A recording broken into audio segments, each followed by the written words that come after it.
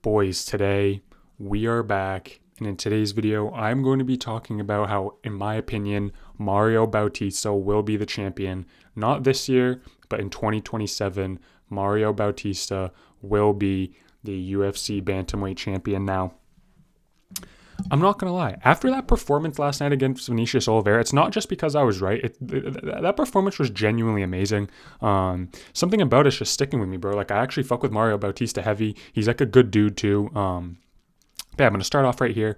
I posted this video, a few days ago, before the event, saying how Mario Bautista will dog walk Vinicius Oliveira. And hey, man, I'm going to pat myself on the back for this one. Like, I called this shit. And I don't even want to be that type of guy that, like, I'm going to just do it this one time, all right? Just know my predictions are good, okay? I'll never brag like this ever again, but let me just say, my prediction for this fight was spot on. This is the one time I'll ever do this. If I get a main event prediction, like spot on again, I'll never do this, but I just have to do this, one time. You know what I'm saying? Because, I just started my channel and all shit like that, but I did say Mario Bautista will dog walk Vinicius Oliveira, and that's exactly what happened, bro. That's exactly what happened. He put the clamps on Vinicius Oliveira, absolutely schooled him, made it look easy, and made Vinicius Oliveira look silly. And yeah, I predicted it. I could see it, bro. Looking at that fight with Kyler Phillips, that was really like an outlier to me. If you're not like putting, Kyler Phillips away, or even just like schooling him, you're probably going to have a hard time going against someone, as high level as Mario Bautista. And yeah, man, and getting a main event, getting Mario Bautista, who just had a close fight with Umar Nurmagomedov, coming off that performance from Vinicius, and then getting this spot, getting into the rankings and fighting a high level guy. I knew he was cooked. And yeah, man, he also won performance of the night. I'm happy for Mario. Yeah, this is just great. I'm really happy for him. It was definitely a performance of the night worthy. Some of these, performance of the night winners are sometimes bullshit. Sometimes I feel like it's just the UFC favorites. Whoever Dana likes, he'll give, the performance bonuses too. So it's nice to see Mario actually get one. Excuse me. No editing. Just ate so good for the Super Bowl, bro. Oh my God, I'm so full. And we're going to go watch the game in approximately 30 minutes. Yes, I am recording this video on a Sunday. It's going up tomorrow on a Monday. Go Patriots, baby. Let's go. Anyway, yeah, Mario Bautista got performance tonight. And I just want to show this. This isn't about Mario Bautista, but I just want to show this next slide, all right?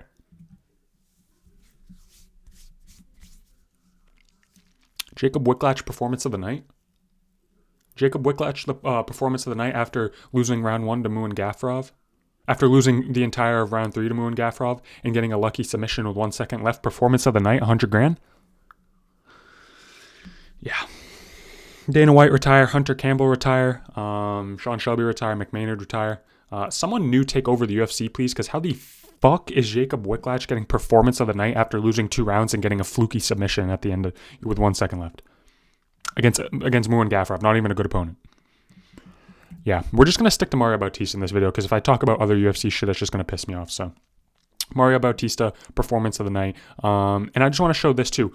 Supposedly, not supposedly, this looks real. So, Vinicius Oliveira did break his arm in December. Now, why are you taking a fight after you broke your arm? I don't know. It is 2 months later. Or before, sorry. So, I know it's probably not fully healed, but 2 months, like, it's decently healed. Like, you could probably still fight and throw it. You're probably going to break it again. It's not going to be as strong, but you could still fight with it. So, making just like hella excuses is Vinicius Oliveira.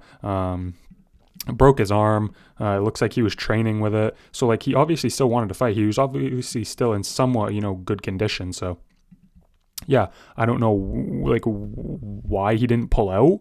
I'm not sure why he didn't pull out, but yeah, his arm was in a sling. It looks like he was sparring with one arm.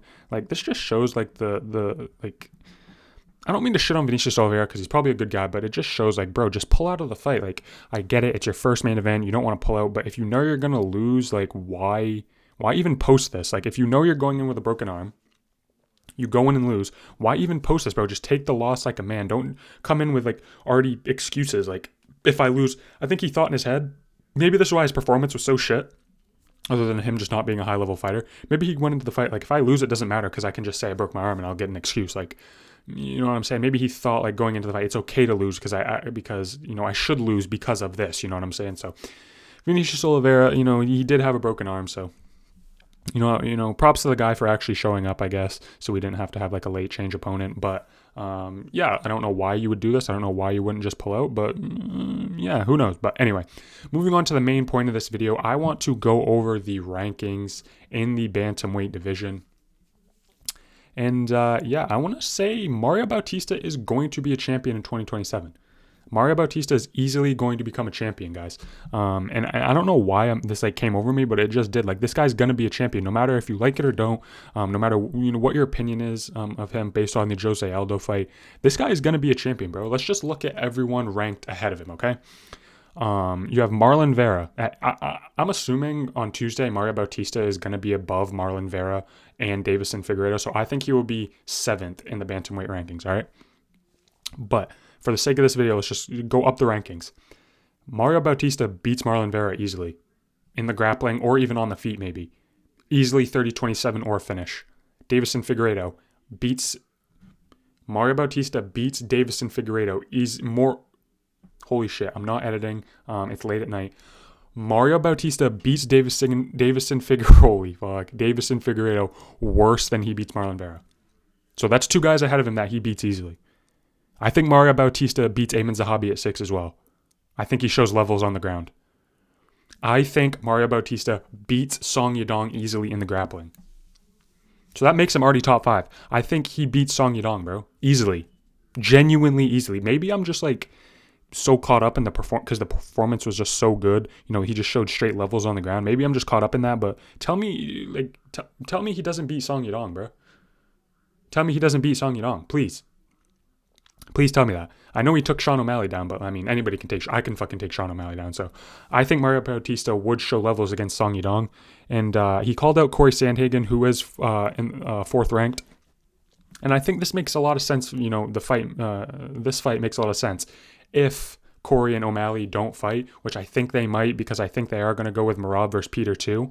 Or O'Malley could fight Umar. They make O'Malley versus Umar, and then they make Mario versus Corey. And if Mario fights Corey,